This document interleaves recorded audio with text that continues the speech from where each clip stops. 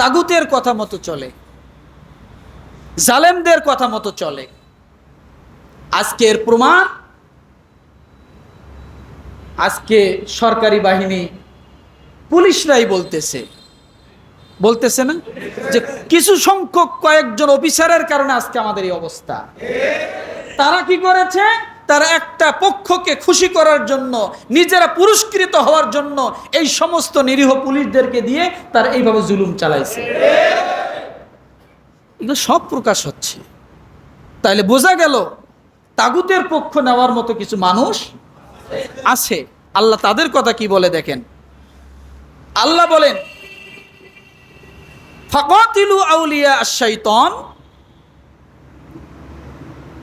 সুতরাং তোমরা শয়তানের বন্ধুদের সঙ্গে সংগ্রাম করতেই থাকো, সংগ্রাম করতেই থাকো, আজীবন করতে হবে।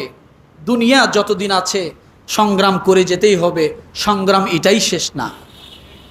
সংগ্রাম কি এটাই শেষ না, যুগ যুগ ধরে চলে আসছে সংগ্রাম। এরপরে আল্লাহ হতাশা হইতে নিষেধ করেছেন, সান্ত্বনা দিয়েছেন, ইন্না কাইদাশ শাইতানি কানা দাঈফা।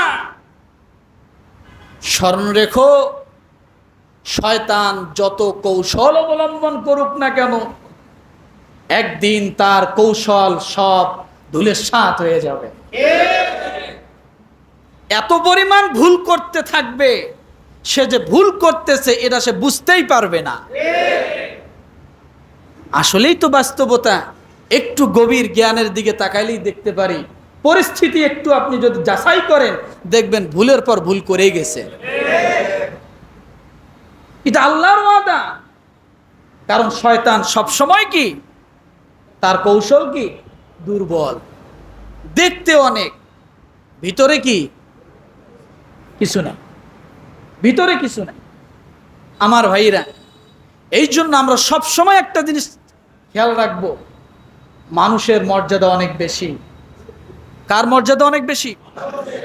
মানুষের মর্যাদা অনেক বেশি। মানুষকে সম্মান করতে জানুন, মানুষকে সম্মান করতে শিখুন। মানুষকে সম্মান করলে আল্লাহ অটোমেটিক আপনার সম্মান বাড়িয়ে দিবে। মানুষ এমন এক জিনিস, মানুষের জন্য আপনি যা করবেন তাই ইবাদত। মানুষ এমন এক জিনিস, মানুষের সামনে আপনি দাঁড়িয়ে শুধু মুস্কি হাসি দিবেন, এটাই ইবাদত। মানুষ এমন এক জিনিস, মানুষকে নিয়ে শুধু মানুষের কল্যাণে চিন্তা করবেন, এটাই ইবাদত। আর সেই মানুষকে আমরা মানুষই মনে করি না, এটা করা যাবে না, এটা করা যাবে না।